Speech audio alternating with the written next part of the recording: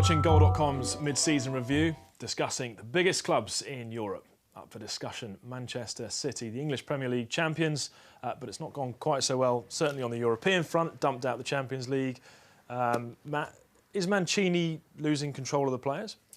I think it's a difficult one. I think what we've seen with Mancini is that he's singled out players for criticism openly in the press, which you don't tend to get from managers. Balotelli's had it, Tevez has had it, Lescott's had it. Individual players have been, slaughtered and condemned openly in the press, and I think that as an individual, certainly as a player, that's not something that I would enjoy, and I think that can be a problem inside the dressing room. You wouldn't see Sir Alex Ferguson, I don't think, criticising his players openly in public. I think that in the dressing room, that's different. That's what happens in the dressing room, stays in the dressing room, and everyone accepts criticism when they've done something wrong. But when the manager starts sort of going out publicly and saying it, I think that in the dressing room then he perhaps starts losing individuals because of that. Pete, Mancini is probably the main talking point for City. His future, does he have one beyond the end of the season? Well, he signed a 5-year contract in the summer, but that's not to say that he has any job security right there at Manchester City at the moment. So I think the next step after winning the Premier League, should I say, is winning the Champions League. And under Roberto Mancini, that will never happen for Manchester City. The performances in Europe have been really, really poor this season, even against the likes of Ajax, who are paupers compared to Manchester City. And I think, as Matt says, this haranguing of players in public is a smokescreen for Mancini's own failings. He's got it wrong tactically in the Champions League, and he also got it very, very wrong in the summer transfer market. I mean, as you said, Pete, City spent a lot of money. Sheikh Mansour spent £1 billion on building the City squad, and the Champions League is the ultimate goal. They want to dominate European football, the world football. That's why they're building this huge academy. They're looking at expanding the stadium. They're really ambitious. What reined them in the summer over transfers was UEFA's financial fair play rules. That's a big part of their thinking. They're not going to spend the money that they did in the first few years under the Abu Dhabi owners. But what they're looking towards instead is the Barcelona model. They brought in Chiqui Begiristain as director of football. Ferran Soriano is the new chief executive. These are the guys who appointed Guardiola at Barcelona and turned Barcelona into the biggest, most successful club in modern football. The biggest miss in the summer was Robin van Persie.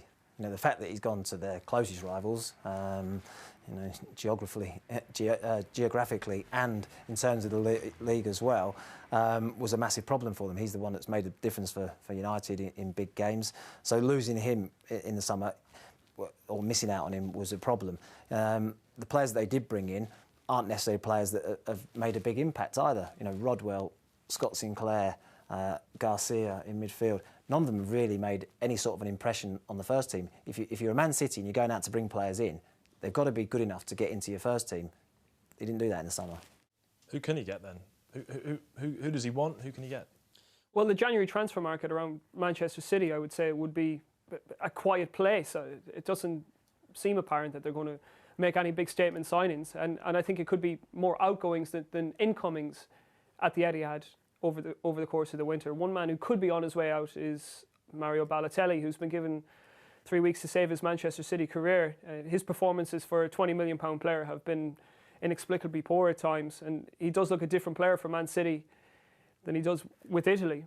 And I think everybody other than Mancini seems to be a little bit fed up of his antics at the moment. I think they're giving up on Balotelli more or less now. I think the player himself, he's so difficult to handle for Mancini. He has spent half his day looking after Balotelli by the sound of things. The player himself wants to go back to Italy to play for Milan. PSG have also been interested, and you just feel like it's coming to an end. And City, it's more or less going to be a one-in, one-out policy. So if Balotelli does leave, maybe they'll look at signing another striker. But the problem is, how do you get a club to part with 20-odd million for Balotelli? Because they want as much of their money back as possible, and they spent 24 million to sign him in the first place. So Matt, just sum up Man City for us, obviously out of Europe, but still got the title race in England. Yeah, and being out of Europe might well help them in terms of the title race.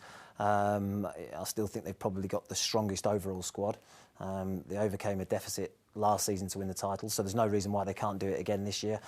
What I would say about them is the style of play. I think that at times they do play a little bit narrow. I think they need to try and bring a bit more width into their team.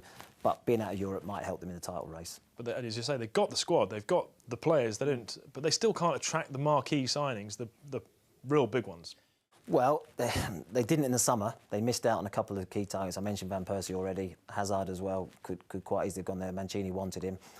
He didn't get the signings that he wanted through the door, which has probably meant they've gone out of Europe. But in terms of the title race, they've still got the quality to win it.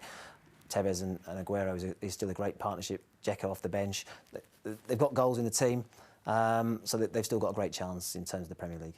Thanks, guys. That's Manchester City dealt with. The Premier League champions still in the title race out of Europe. Sure to be interesting in the transfer window. For all the latest news on that and all the analysis, go to goal.com.